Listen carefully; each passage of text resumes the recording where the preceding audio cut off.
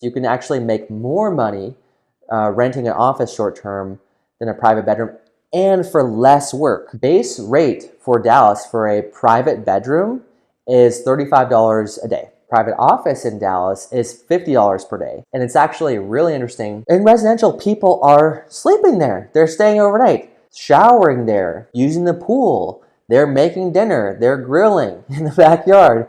They're not doing any of those things in an office. You get more income and less work.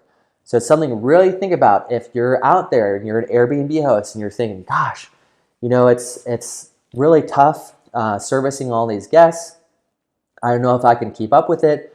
You should think about listing on Officeable. You can convert your Airbnb to Officeable. You can find new opportunities to find an office or a commercial space to rent that you can then put on Officeable.